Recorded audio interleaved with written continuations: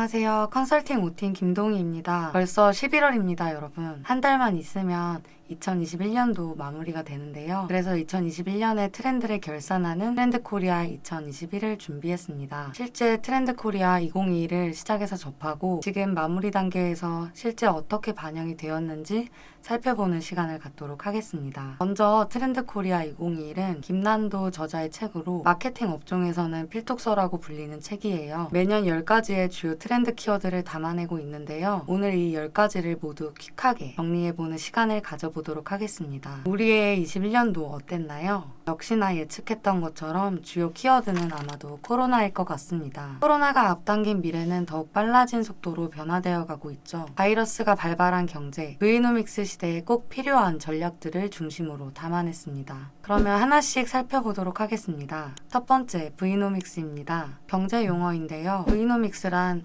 바이러스가 바꿔놓은 혹은 그로 인해 바뀌게 될 경제를 뜻합니다. 코로나의 변화는 삶의 방향뿐만 아니라 속도 자체를 변화시켰고 실제 이 패러다임과 속도에 잘 적응하는지의 여부가 코로나 시대를 이겨내는 중요한 척도가 되기도 합니다. 따라서 코로나에 따라 브이노믹스에 따른 여러 기업들의 생존 전략을 마련해냈었죠. 저희 마케팅 업종에서도 비대면이라는 언택트 문화는 다양한 미팅의 방식과 업무의 방식을 바꿔놓기도 했습니다. 두 번째는 바로 레이어드 홈입니다. 주거 공간, 즉 집이란 일반적으로 먹고 자는 곳이죠. 아마 직장인들에게는 자는 곳의 대부분의 비중이 될 것 같은데요. 하지만 레이어드 홈이란 일하고 돌아와 잠을 자는 공간 그 이상의 개념을 뜻합니다. 재택근무에서부터 업무 휴식, 우리의 기능까지 집을 변화시키면서 거주하는 사람들의 사고방식과 생활 패턴에도 영향을 주기 때문에 가구나 인테리어 등의 소비를 늘리는 형태로 변화되는 것을 예측했었는데요. 아마 요즘 주변을 보시면 다양한 공간과 취미를 즐길 수 있는 형태로 집 내부가 변화되어 가고 있는 듯합니다. 세 번째는 바로 자본주의 퀴즈입니다. 돈과 소비에 편견이 없는 새로운 소비자, 자본주의 논리가 자연스럽게 습득된 세대. 어릴 때부터 자본주의 요소를 자연스럽게 받아들여 돈과 소비에 편견이 없고 재무관리와 투자에도 적극적인 세대를 일컫는 말로 소비를 할 때에도 행복을 추구하고 자신의 가치관을 보여주며 비합리적인 소비를 하지 않는 것이 중요한 특징으로 작용됩니다. 아마도 실제 21년도에는 금융에 대한 접근에 나이 이런 경계가 없었기 때문에 재테크의 실제 진입장벽이 굉장히 낮아졌고 아마 자본주의 키즈 세대는 향후 달라진 경제관념으로 새로운 세대를 이끌 주목이라고 할 수 있어 22년도의 행보도 기대가 됩니다. 다음은 거침없이 피보팅입니다. 기업이 제품과 전략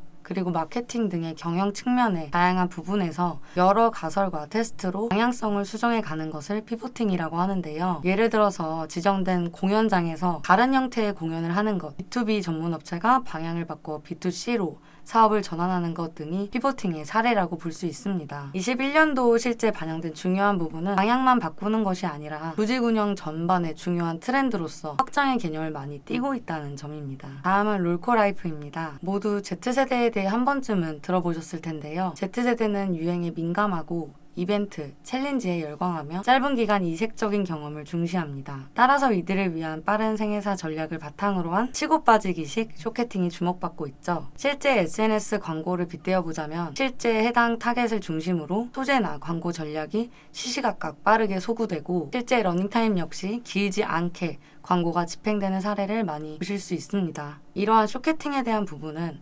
마케팅단에서 가장 크게 접목된 21년도의 트렌드 중 하나라고 볼 수 있을 것 같습니다. 다음은 오늘 하루도 운동의 줄임말인 오하원입니다. 건강에 대한 니즈가 증가함에 따라 많은 사람들이 다양한 운동을 즐기며 다양한 사람들과 함께 즐기고 있는 상황. 운동과 건강한 삶에 대한 새로운 가치를 두는 형태인데요. 실제 최근 날씨의 영향도 있겠지만 젊은 연령대 역시도 등산과 골프, 서핑에 뛰어들며 다양한 전 연령층의 건강과 운동에 대한 니즈가 증가하고 있는 걸 볼 수 있습니다. 아마 오하원 트렌드는 22년도에도 꾸준히 이어가는 트렌드가 아닐까 싶습니다. 다음은 N차 신상입니다. 중고시장이 활성화될 것으로 예측했었는데요. 실제로 21년도는 중고 시장에 대한 니즈가 폭발한 시기가 아닌가 싶습니다. 대표적인 예로 당근마켓이 있을 수 있고요. 다양한 신발과 브랜드 제품에서도 리셀에 대한 니즈가 올라가면서 새로운 신상에 대한 정의가 생겨난 것 같습니다. 아마 장기적으로는 중고시장의 활성화에 따라 다양한 중고거래에 대한 안정성과 신뢰에 대한 숙제가 또 남아있지 않을까 싶습니다. 다음은 CX 유니버스입니다. 이전엔 단순히 판매에 급급한 판매 전략을 세우는 것이 보통이었다면 이제는 구체적으로 소비자가 해당 기업의 제품이나 서비스를 인지하는 순간부터 시작돼 이후 구입, 사용, 수리, 폐기, 재구매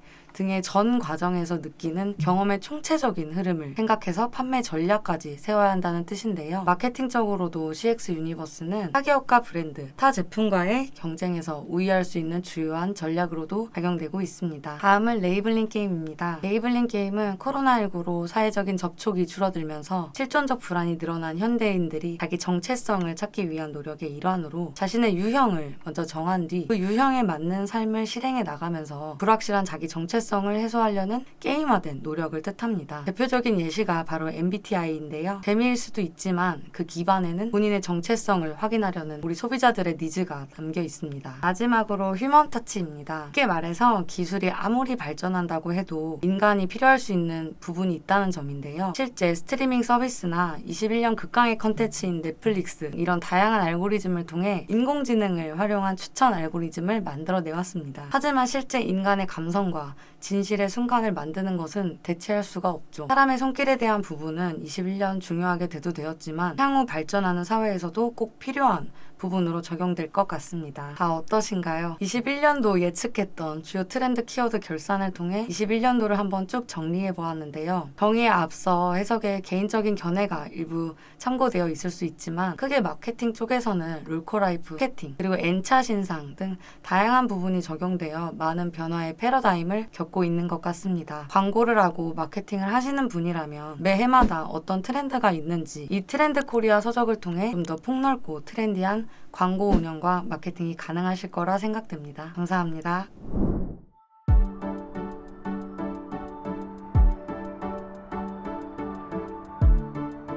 구독과 좋아요는 컨텐츠 제작에 힘이 됩니다.